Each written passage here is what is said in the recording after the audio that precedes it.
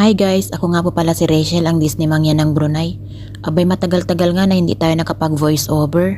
Medyo na-miss ko na nga ni pong magkwento sa inyo ng mga bagay-bagay. Ay nung nakaraang buwan nga ni po ay bigla na lang akong nagdesisyon na mauwi muna ako sa aking pamilya sa Pilipinas. At gawa nga ni nang wala pa rin naman akong amo hanggang ngayon. Ay maisang taon na nga ni ay hindi pa nadating yung bago kong amo. Ay di bali, ang mahalaga naman ay may sweldo, di ba ga? Ay may sweldo nga ni wala din namang natitira. Ay ang mahalaga ay may inabayad sa mga utang-utang. Ay di ari nganit ako'y mauwi. Ay ang dala ko lang talaga ay pamasahe. At yun ay binigay pa ng aking inlo. Ay dahil nga libre lang po ang aking ticket ngayon, kaya talagang nagpasya rin akong umuwi. Kung hindi rin naman talaga libre ay di hindi rin ako mauwi at mag-aintay na lang ako ng December at para kahit papaano ay di makapag-ipon-ipon ako ng kahit pamasahe. Ay hindi rin naman ganun kamahal ang ticket dito sa Brunei papuntang Pilipinas. Gawa ng ari po ay malapit laang.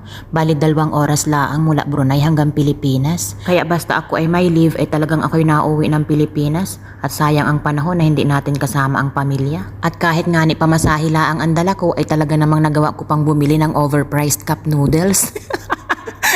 Rico. Kaya kayo kung may pamilya kayo na nasa abroad at mauwi ng Pilipinas, huwag kayo masyadong mag-expect kasi minsan sila mauwi laang para magpahinga, para makasama ang pamilya. Alam ba ninyo ang sistema ng OFW? Ang agastusin din nila pag-uwi kung minsan yung mga inutang o kaya yung naipon nila sa loob ng 2 taon. Kaya kung OFW ka, dapat wais ka sa sahod mo para hindi ka na magtagal pa sa ibang bansa. O ay siya, nasa Pilipinas na ako. Ay sabi ko nga ni sa asawa ko, "Uy daddy, wag mo namang akalimutang videohi." Ay bali 60 kilos nga ni po ang bagahe ko dyan at gawa ng dinala ko na yung mga naiwang gamit ng mga bata nung nakaraang taon. At pagkalabas nga namin ng airport ay dire-diretso na kami dito sa terminal ng Cisco dito sa Cubao. O ay siya, yun lang. Salamat sa pakikinig.